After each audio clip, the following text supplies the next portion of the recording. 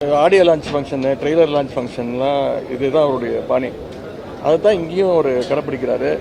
சொல்லப்போனால் சட்டமன்றத்தை கிட்டத்தட்ட ஒரு சினிமா தேட்டர் மாதிரி ஆக்கிட்டாங்க. இன்றைக்கி விசில்லாம் அடிக்க ஆரம்பிச்சிட்டாங்க. இதெல்லாம் சபையே பார்க்காதது. விசில் அடிக்க ஆரம்பிச்சிட்டாங்க. இன்னும் ஒரு மினிஸ்டர்லாம் டான்ஸ்லாம் கொஞ்ச நேரத்தில் ஆட ஆரம்பிச்சிருவாருன்னு நினைக்கிறேன். பாட்டெல்லாம் போட்டு ஐட்டம் சாங்லாம் போடுவாங்கன்னு நினைக்கிறேன்.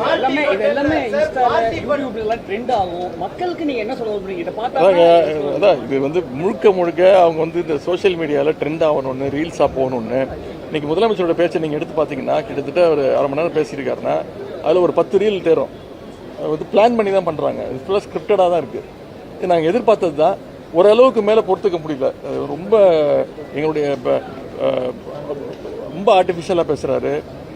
நடிக்க ஆரம்பிச்சிட்டாரு. இங்கேயும் இப்போ செய்கையெல்லாம் கொஞ்சம் நடிச்சுக்காரு. ஆக்ஷன்லாம் இன்னும் ஸ்பீக்கர் ஆக்ஷன் கட்டு அதெல்லாம் இனிமேல் சொல்லுவாருன்னு நினைக்கிறேன். 1 மோர்லாம் போவாங்கன்னு நினைக்கிறேன். இனிமேல் ஸ்பீக்கர்கிட்ட அனுமதி வாங்கி நான் ஆக்ஷன் பண்ணலாமான்னு கேட்குறாரு.